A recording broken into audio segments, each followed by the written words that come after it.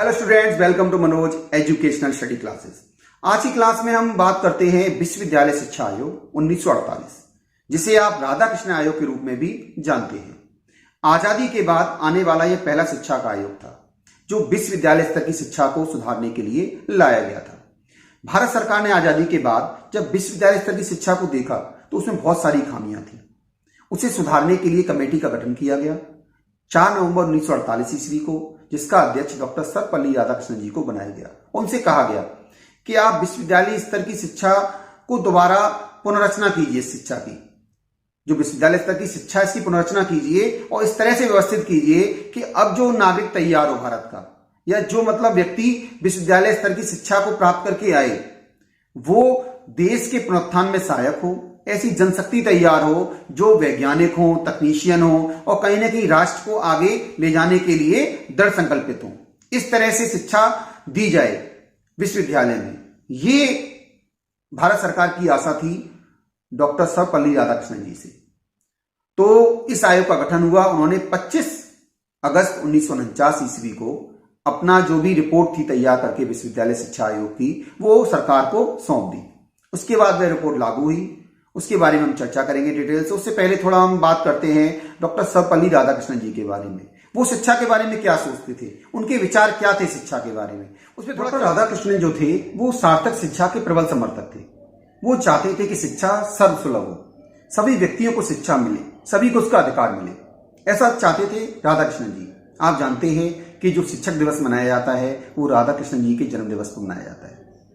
तो अगर उनकी शिक्षा के उद्देश्य देखें तो वो कहते थे राधाकृष्णन जी कि जो शिक्षा है वो व्यक्ति को पशु से मनुष्य बना देती है। हमें योग्य शिक्षक तैयार करने होंगे। उसके लिए हमें समय समय पर शिक्षकों के प्रशिक्षण की व्यवस्था करनी चाहिए। अगर योग्य शिक्षक तैयार कर लिए तो वो इस तरह के विद्यार्थी तैयार करेगा जो कहीं ना कहीं समाज में एक क्रांति ला सकते हैं शिक्षा के माध्यम से, जो इस समाज को बहुत आगे ले जा सकते हैं, इस राष्ट्र को बहुत आगे ले जा सकते हैं। ऐसे विचार थे राधाकृष्णन जी के। आइए चर्चा करते हैं हम प्रमुख बिंदुओं की जो उनके विश्वविद्यालय शिक्षा आयोग में दिए गए थे। राधाकृष्णन आयोग की मुख्य सिफारिशें निम्न प्रकार थी। पहली सिफारिश थी उनकी, या पहला सुझाव था शिक्षा के लक्ष्य। शिक्षा के लक्ष्य को निम्न प्रकार से निर्धारित किया। शिक्षा का पहला लक्ष्य होना चाहिए लोकतंत्र के लिए प्रशिक्षित करना, यानी किसी भी विद्यार्थी को या किसी भी व्यक्ति को जो भी शिक्षा दी जाए वो उसे लोकतंत्र के लिए ही दी जाए, उसे जानकारी दी जाए कि लोकतंत्र होता क्या है और लोकतंत्र को किस तरह से जीवित रखा जा सकता है। शिक्षा का दूसरा लक्ष्य था आत्मविश्वास के लिए प्रशिक्षण देना। एक व्यक्ति जो शिक्षित हो वह कहीं ना कहीं आत्मविश्वास से भी भर जाना चाहिए। उसमें इतना विश्वास आ जाना चाहिए कि वह हर काम करने के लिए सक्षम है। अगला लक्ष्य रखा उन्होंने वर्तमान और साथ ही अतीत की समझ विकसित करना।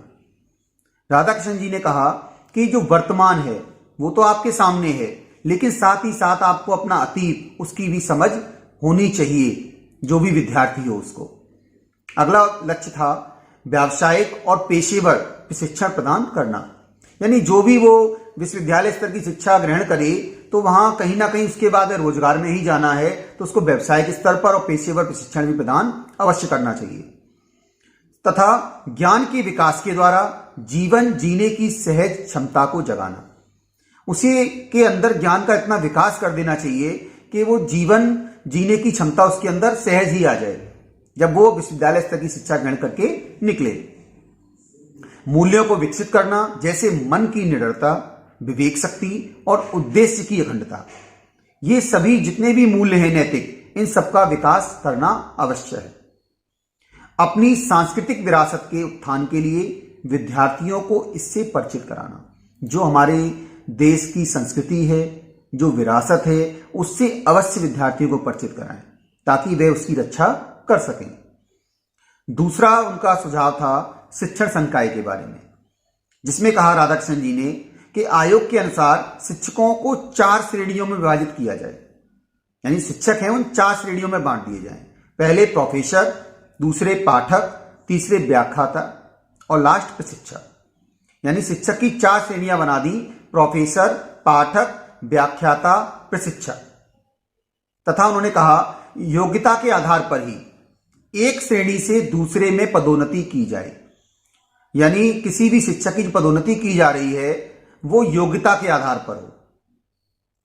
और अगला पॉइंट दिया कि आयोग ने जो चारों श्रेणियां बनाई थी शिक्षकों की, उनके लिए उच्च वेतन और बेहतर सेवा शर्तें। उनका मानना था जो शिक्षक हैं उन्हें अच्छी वेतन दीजिए, अच्छी तनख्वाह दीजिए और उनकी सेवा शर्तों को भी बेहतर रखिए ताकि वे पूर्ण रूप से मन लगाकर कार्य करें। सेवा शर्तों में जैसे भविष्य निधि, आवासीय आवास, काम के घंटे और छुट्टी आदि के लाभ की सिफारिश भी की तथा साथ ही साथ उन्होंने कहा कि शिक्षण कार्य सप्ताह में 18 घंटे से अधिक नहीं दिया जाना चाहिए। यानी एक सप्ताह में 18 घंटे से अधिक का शिक्षण कार्य नहीं होना चाहिए तथा इसके साथ साथ शिक्षकों के अध्ययन के लिए एक बार में 1 वर्ष का और संपूर्ण सेवा काल में 3 वर्ष का अवकाश दिया जाना चाहिए। अगर कोई शिक्षक अध्ययन करना चाहता है तो उसे एक बार में 1 वर्ष के लिए मौका दिया जाना चाहिए और पूरी उसकी नौकरी जो होगी उसमें 3 वर्ष का। और लास्ट पॉइंट उन्होंने दिया कि सेवा से अवकाश की उम्र 60 से बढ़ाकर 64 वर्ष कर दी गई। यानी जब उसका रिटायरमेंट था उसकी उम्र उसकी बढ़ा दी गई और 60 से कितनी कर दी गई, 64 वर्ष। अगला उनका सुझाव था शिक्षण के स्तर पर, जिसमें उन्होंने कहा कि विश्वविद्यालयों में 3000 से अधिक और उनसे संबंधित महाविद्यालयों में 1500 से अधिक विद्यार्थियों की संख्या नहीं होनी चाहिए। यानी विद्यार्थियों की संख्या थी विश्वविद्यालय और महाविद्यालयों में वो भी इन्होंने निश्चित कर दी इस पॉइंट के सारे। अगला पॉइंट दिया कि विश्वविद्यालयों और महाविद्यालयों में उन्हीं विद्यार्थियों को प्रवेश देना चाहिए जो 12 वर्ष की विद्यालयी शिक्षा प्राप्त कर चुके हैं। यानी जो भी महाविद्यालय में एडमिशन लेने जाएगा वो 12 वर्ष की विद्यालयी शिक्षा प्राप्त कर चुका हो। अगला पॉइंट था कार्य दिवसों की संख्या एक साल में 180 परीक्षा के दिनों को छोड़कर। अगला पॉइंट, अध्ययन के किसी भी कोर्स के लिए पाठ्य पुस्तक निर्धारित नहीं की जानी चाहिए। यानी कोई भी कोर्स जो भी लागू किया जाए उसके लिए पाठ्य पुस्तक निर्धारित नहीं की जाए। विद्यार्थी जहां से चाहे वहां से उस टॉपिक को पढ़ सकता है और समझ सकता है, किसी निश्चित पाठ्य पुस्तक के माध्यम से ना समझे। अगला पॉइंट दिया था कि सायंकालीन कक्षाओं का आरंभ किया जाना चाहिए। यानी क्लासेस शाम को भी लगानी चाहिए। कुछ ऐसा वर्ग है जो अगर दिन में नहीं आ पा रहा है तो वो सायंकालीन कक्षा में भी अपनी शिक्षा प्राप्त कर सकता है। और अगला पॉइंट था इसमें जो परीक्षाओं का स्तर है उसे उठाने के लिए प्रथम, द्वितीय और तृतीय श्रेणी के लिए न्यूनतम प्राप्तांक क्रमशः 70, 55 और 40% होने चाहिए। अगला पॉइंट इन्होंने कहा विश्वविद्यालय का प्रशासन और वित्त कैसा होना चाहिए, उसके बारे में कुछ पॉइंट दिए। उच्च शिक्षा को समवर्ती सूची में रखा जाना चाहिए। जैसा कि आप जानते हैं सन 1976 में जो आपकी उच्च शिक्षा है या शिक्षा को समवर्ती सूची में रखा गया है। उन्होंने कहा कि अगला पॉइंट दिया कि विश्वविद्यालय का प्रशासन और वित्त, जिसमें उन्होंने कहा कि उच्च शिक्षा को समवर्ती सूची में रखा जाना चाहिए। अगला पॉइंट, केंद्र और राज्य सरकारों को इसमें साझी जिम्मेदारी निभानी चाहिए। यानी जो भी उसकी व्यवस्था हो उसको केंद्र और राज्य को मिलकर ही करनी चाहिए। अगला पॉइंट था शिक्षा से संबंधित नीतियां बनाने का कार्य केंद्र सरकार का होगा और राज्य सरकार उन नीतियों को अपने राज्यों में लागू करेगी। यानी नीतियां केंद्र सरकार बनाएगी और लागू राज्य सरकार करेगी। अगला पॉइंट था विश्वविद्यालयों में एक रूपता लाने और महाविद्यालयों और विश्वविद्यालयों को अनुदान प्रदान करने के लिए एक विश्वविद्यालय अनुदान आयोग की स्थापना की जानी चाहिए।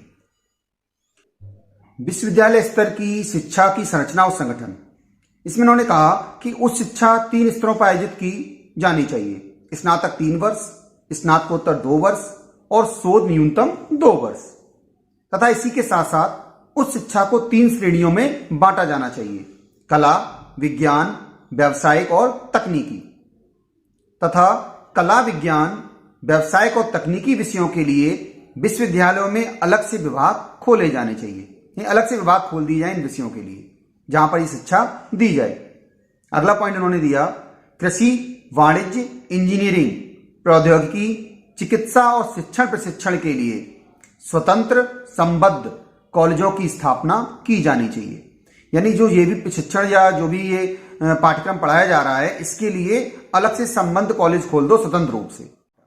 इसके बाद उन्होंने बात की व्यवसायिक शिक्षा की और विश्वविद्यालय शिक्षा आयोग ने इसे 6 श्रेणियों में बांटा। पहला शिक्षक शिक्षा, फिर कृषि शिक्षा, नंबर 3 वाणिज्य शिक्षा, नंबर 4 इंजीनियरिंग और तकनीकी शिक्षा, नंबर 5 चिकित्सा शिक्षा तथा नंबर 6 कानूनी शिक्षा। तो स्टूडेंट्स, आज हमने विस्तार से अध्ययन किया विश्वविद्यालय शिक्षा आयोग 1948 ईस्वी, या जिसे हम राधाकृष्ण आयोग भी कहते हैं। और हमने देखा कि विश्वविद्यालय स्तर की शिक्षा को सुधारने के लिए उन्होंने किस तरह से प्रयास किए, क्या क्या उन्होंने अपने इस आयोग में संस्तुतियां दी जिनके आधार पर विश्वविद्यालय स्तर की शिक्षा को सुधारा गया या सुधारने का भरपूर प्रयास किया गया। जो राधाकृष्णन जी थे वो कहते थे कि पुस्तकें वो साधन हैं जिनके माध्यम से हम विभिन्न संस्कृतियों के बीच पुल का निर्माण कर सकते हैं। ये विचार राधाकृष्णन जी के थे। तो हम इसी के साथ एक बार फिर राधाकृष्णन जी को नमन करते हैं। आप सभी उन्हें याद करते हैं शिक्षक दिवस पर। तो उनके जो भी सिद्धांत हैं या जो भी उनके शिक्षा के उद्देश्य थे उन्हें पूरा करने का आप प्रयास करें। इसी के साथ आज का टॉपिक ही खत्म होता है। वीडियो हमारा आएगा मुदालियर आयोग माध्यमिक शिक्षा के बारे में। आप इस वीडियो को शेयर जरूर करें, लाइक करें और अपने कमेंट भी दें। तो आज के लिए इतना ही। धन्यवाद।